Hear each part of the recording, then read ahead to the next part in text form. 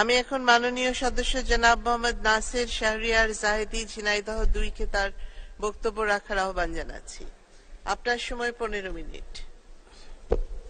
মাননীয় স্পিকার, 2023-24 সম্পূরক বাজেটের উপরে বক্তব্য রাখার সুযোগ দানের জন্য আপনাকে আন্তরিক ধন্যবাদ জানাচ্ছি। মাননীয় স্পিকার, এদেশের বাজেটের ইতিহাস পর্যালোচনা করলে দেখা যাবে 1971 সালে আমাদের স্বাধীনতা পরবর্তী সময়ে একটি যুদ্ধ বিধ্বস্ত দেশকে এগিয়ে নিয়ে যেতে জাতির পিতা বঙ্গবন্ধু শেখ মুজিবুর রহমানের নেতৃত্বে যে সরকার ছিলেন, সেই সরকার যে বাজেট এবং যে অর্থনৈতিক পরিকল্পনা গ্রহণ করেছিলেন এবং পরবর্তীতে বঙ্গবন্ধুর সময় যে পঞ্চবার্ষিক পরিকল্পনা গ্রহণ করা হয়েছিল, সেটাই ছিল আমাদের অর্থনৈতিক ভিত্তির সূতিকাগার। এবং সেখান থেকে নির্ভর করে ক্রমান্বয়ে বাংলাদেশ আজকে 50 বছর পরে আমরা আজকে যে পর্যায়ে এসেছি, সেটা আজকে থেকে আর কয়েক বছর পরেই আমরা একটা গ্র্যাজুয়েশনের দিকে যাচ্ছি। সারা আন্তর্জাতিক পর্যায়ে বাংলাদেশের অর্থনৈতিক উন্নয়নের একটা ধাপ আমরা অতিক্রম করতে যাচ্ছি ইনশাল্লাহ, বঙ্গবন্ধুর সুযোগ্য কন্যা জননেত্রী প্রধানমন্ত্রী শেখ হাসিনার নেতৃত্বে। আমি শুরুতেই বঙ্গবন্ধুর প্রতি আমার আন্তরিক শ্রদ্ধা জ্ঞাপন করছি, স্বাধীনতা যুদ্ধের সকল শহীদদের প্রতি শ্রদ্ধা জ্ঞাপন করছি। 15 আগস্টের মর্মান্তিক ঘটনায় শাহাদত বরণকারী সকলের মাগফিরাত কামনা করছি। এ যাবৎ যারা শহীদ হয়েছেন সকলের প্রতি আমার আন্তরিক শ্রদ্ধা জ্ঞাপন করছি এবং জননেত্রী শেখ হাসিনার নেতৃত্বে আজকের বাংলাদেশ যেভাবে অর্থনৈতিক অগ্রগতির দিকে এগিয়ে যাচ্ছে, সেজন্য মাননীয় প্রধানমন্ত্রীকে আমি আমার অভিনন্দন এবং কৃতজ্ঞতা জানাচ্ছি।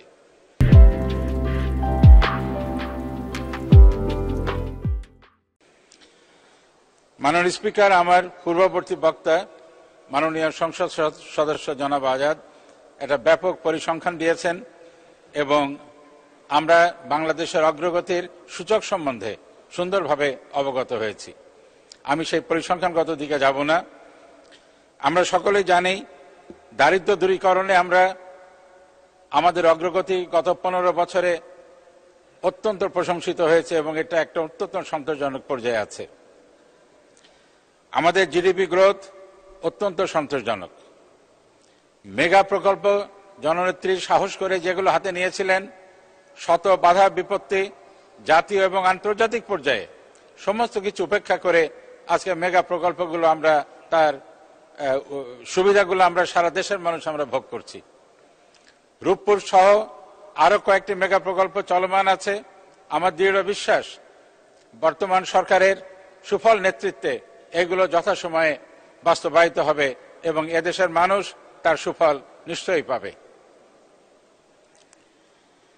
মাননীয় স্পিকার, এরপরেও নানান কথা দেখি, খবরের কাগজে, আলোচনায়, সভায়, সেমিনারে আলোচিত হয়, রিজার্ভ নিয়ে কথা হয়, রেমিটেন্স নিয়ে কথা হয়, মূল্যস্ফীতি নিয়ে কথা হয়।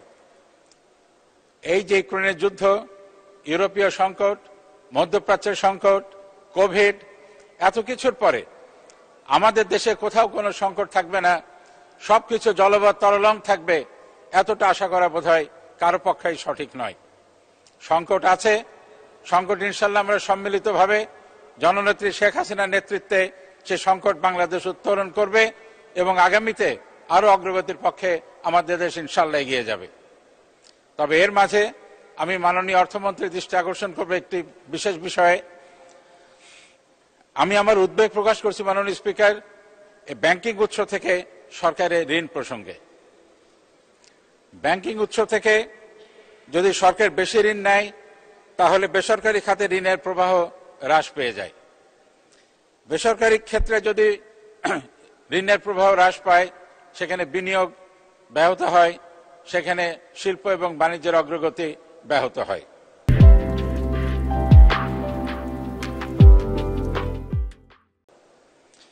বিনিয়োগ বিঘ্নিত হলে, সেবা খাতের অগ্রগতি বিঘ্নিত হলে দেশের কর্মসংস্থান বিঘ্নিত হয়।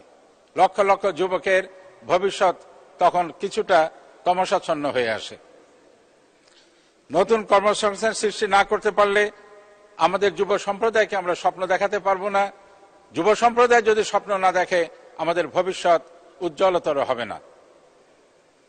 কাজে সরকারের উচিত ব্যাংক থেকে বেসরকারি খাতে ঋণ নেওয়ার সুযোগ বাড়িয়ে দেওয়া, এবং এটা বাড়িয়ে দিতে হলে ব্যাংকিং উৎস থেকে অর্থ মন্ত্রণালয়ের বা সরকারের ঋণ গ্রহণের প্রবণতাটা কমাতে হবে।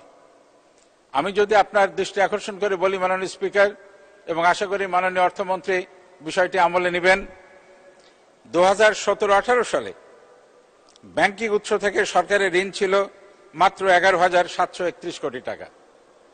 এটা হলো 17-18 সাল, মাত্র 5-7 বছর আগের কথা। পরের বছর সেটা দাঁড়ায় 34,587 কোটি টাকায়। কিন্তু 18-19 সালের পরে 19-20 সালে কোভিডের ঠিক আগে 34,000 থেকে এটা 72,246 কোটি টাকাতে এক ধাপে সরকারকে বেসরকারি খাত থেকে ঋণ নিতে হয়। এই প্রবণতা চলে আসছে। 2021-22 সালেও এটা 72,000 কোটি টাকার ভেতরেই ছিল ওই বছরের ব্যাংকিং খাত থেকে ঋণ নেয়া। কিন্তু 22-23 সালে এসে, অর্থাৎ কোভিড পরবর্তী সময়ে 1,24,123 কোটি টাকা ব্যাংকিং উৎস থেকে সরকারকে ঋণ নিতে হয়। এই বছর আমি দেখছি মূল বাজেটে ছিল 1,55,935 কোটি, 1,32,395 কোটি টাকা, কিন্তু সম্পূরক বাজেটে আমি দেখছি এটা 1,55,935 কোটি টাকা ধরা হয়েছে আপনার 30 এপ্রিল 2024 পর্যন্ত। জুন 2024-এ এক মাসে আমাদেরকে 61,000 কোটি টাকা ঋণ নিতে হচ্ছে ব্যাংকিং উৎস থেকে সরকারকে। আমার আশঙ্কা হলো এ পর্যন্ত প্রায় 4,40,000 কোটি টাকা বেসরকারি ব্যাংকিং উৎস থেকে সরকারি ঋণের পরিমাণ দাঁড়িয়েছে। এই হারে যদি চলতে থাকে আগামী অর্থ বছরে আমাদের এই সম্মিলিত এই ঋণটা ব্যাংকিং উৎস থেকে দাঁড়াবে প্রায় 6 লক্ষ কোটি টাকার ওপরে। এটা আমি মনে করি এদিকে আমাদের একটু সাবধান হওয়া দরকার, এদিকে নজর দেওয়া দরকার, এবং যাতে এই ব্যাংকিং উৎস থেকে আমাদের সরকারি ঋণ যেন কমে আসে, যার ফলে বেসরকারি খাতে যেন ঋণের প্রবাহটা বৃদ্ধি পায়। আশা করি মাননীয় অর্থমন্ত্রী এই বিষয়ে প্রয়োজনীয় পদক্ষেপ নেবেন এবং সরকার এ বিষয়ে আরো সচেষ্ট হবেন। মাননীয় স্পিকার, এর আগেও আমি একবার বলেছিলাম আমাদের আয়কর যেটা বলা হয় ট্যাক্স নেটটা আমাদের সম্প্রসারণ করতে হবে। আমরা একটা জিনিস দেখছি, সেই ব্রিটিশ আমলে তখন জমি নির্ভর খাজনাই ছিল রাজস্বের একটা মূল উপাদান, কিন্তু আজকে জমি থেকে যে খাজনাটা আসছে আমাদের সেটার পরিমাণ কিন্তু তুলনামূলকভাবে কম। কিন্তু সেই খাজনা আদায় করার জন্য, সেই ভূমি খাজনা আদায় করার জন্য কালেক্টিং অফিস বা তহসিল অফিস উপজেলা ক্ষেত্র বিশেষে ইউনিয়ন পর্যন্ত সম্প্রসারিত হয়েছে।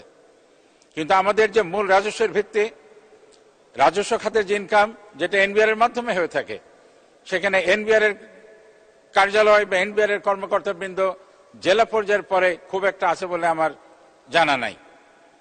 আমি মাননীয় অর্থমন্ত্রীর দৃষ্টি আকর্ষণ করব, আমি মনে করি এই কালেকশন নেটওয়ার্কটা, এই এনবিআর এর নেটওয়ার্কটা যদি জেলা পর্যায় থেকে উপজেলা পর্যায়ে আমরা সম্প্রসারিত করতে পারি, তাহলে আরো অধিকতর মানুষ যারা রাজস্ব দিতে আগ্রহী, আমরা তাদের রাজস্ব সহজেই আমরা জোগাড় করতে পারবো। তবে এখানে আরেকটি কথা, ইনকাম ট্যাক্সের অফিসটা, আয়করের অফিস মফস্বলের বা জেলা শহরের উপজেলা শহরের ক্ষুদ্র এবং মাঝারি ব্যবসায়ীদের কাছে অনেক ক্ষেত্রে একটা আতঙ্কের জায়গা হিসেবে তারা বিবেচনা করেন। আমি অনুরোধ জানাবো এনবিআর এর সম্মানিত কর্মকর্তা বৃন্দদের, তারা যেন নিজেদেরকে ব্যবসা বান্ধব করে গড়ে তুলতে পারেন। বিশেষ করে আমার জেলা শহরের ব্যবসায়ীদের কাছে আয়কর কার্যালয়, এনবিআর এর কার্যালয় যেন একটা ব্যবসা বান্ধব উন্নয়নের একটা সহযোগী পার্টনার হিসেবে ব্যবসায়ীরা তাদের গ্রহণ করতে পারেন। আশা করি তারা সেই ধরনের মনোবৃত্তি নিয়ে এগিয়ে যাবেন, তাহলে আমরা দেখব রাজস্ব এবং উন্নয়ন হাতে হাত মিলিয়ে চলছে। মাননীয় স্পিকার,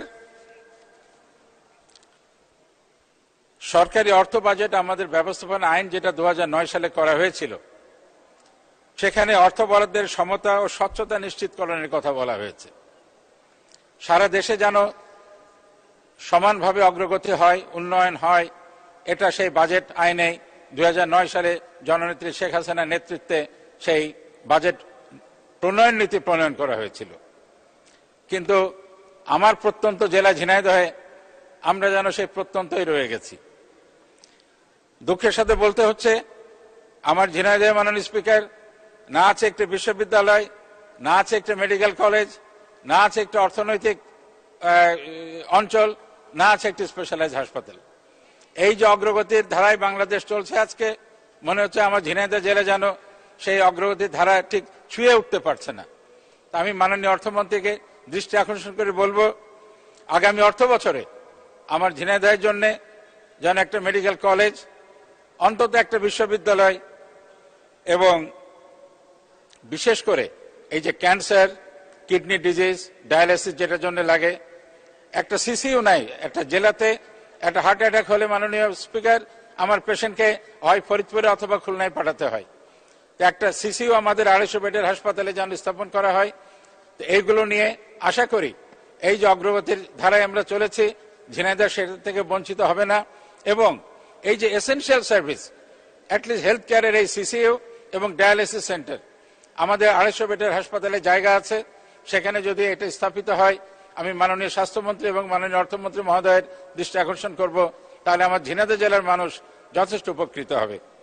তবে এর ভিতরে আসার কথা আছে মাননীয় স্পিকার, আমি অত্যন্ত আনন্দ চিত্তে, অত্যন্ত কৃতজ্ঞতার সাথে আপনাকে অবগত করতে চাই যে মার্চ মাসের প্রথম সপ্তাহে আমি মাননীয় রেলমন্ত্রী মহোদয়ের দৃষ্টি আকর্ষণ করেছিলাম এবং মাননীয় প্রধানমন্ত্রীর কাছে আবেদন করেছিলাম যে মাগুরা পর্যন্ত যে রেল লাইন যাচ্ছে সেটাকে সম্প্রসারণ করে ঝিনাইদহকে যুক্ত করে কালীগঞ্জের মোবারকগঞ্জ স্টেশন পর্যন্ত সংযুক্ত করার।